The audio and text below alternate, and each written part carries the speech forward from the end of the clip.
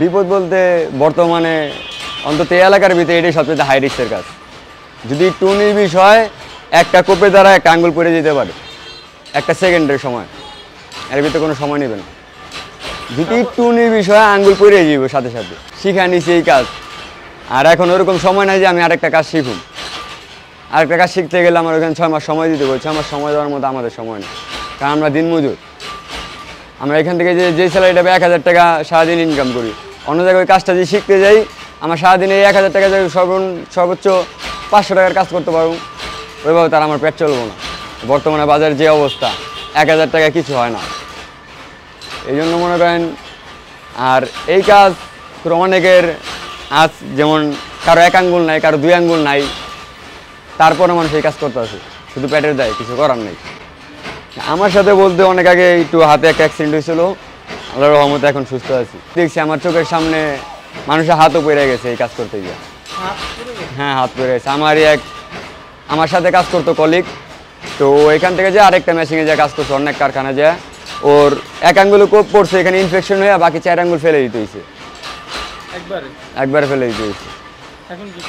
এখন বর্তমানে আর কি ট্রিটমেন্ট চলতেছে। কিছুদিন হয়েছে অ্যাক্সিডেন্ট হয়েছে, পেটের ক্ষুধা, তাছাড়া তার কিছু না। ভয়ঙ্কর এরকম রিক্সের কাজ দেখে অনেকে কাজ করে না, তবে আমরা যারা শিখা নিচ্ছি এখন আমাদের কাছে অভ্যাস হয়ে আছে।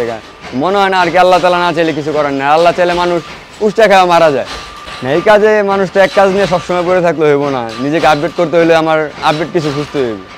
হয়তো বা নিউজ আছে আমি এরকম কিছু যে আজকে যে কাজ করতেছি, ভবিষ্যতে আমি এরকম নিজে একটা ফ্যাক্টরি দিলাম। দেখতেছি যে লেখাপড়া করাও রিক্সা, যে লেখাপড়া করলে ভালো হয়, ভালো ইনকাম হয়, সরকারি চাকরি হয়, সবই হয়, ঠিক আছে।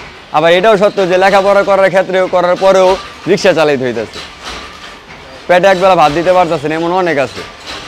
যে লেখাপড়া করার পরেও একটা ভালো জব নিতে যাইব, তার জব নেওয়ার আগে ঘুষ দেওয়া লাগবো কত, 50,000 টাকা। 50,000 টাকা সে তো দরিদ্র ফ্যামিলি, সে পাইব কোথায়?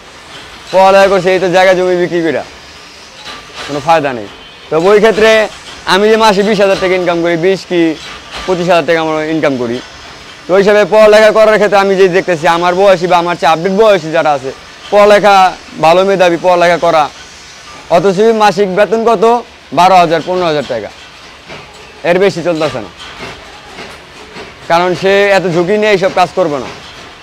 তার হিসাবে হলো আমার হাতে যে একটা ক্ষয় হয় আমার অঙ্গহানি লাইফের জন্য।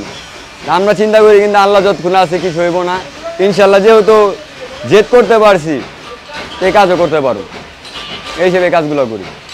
আগে প্যারাক ব্যবহার করা হয়তো কাঠের ভিতরে, এখন ওটার পরিবর্তে টোপ কাটা, ছাতিওয়ালা তার কাটাটা আলাদা থাকে, ওয়াশারটা আলাদা থাকে, দুটাকে অ্যাডজাস্ট করা, এখানে রিপিট করা হয় এখানে আমাদের কারখানা।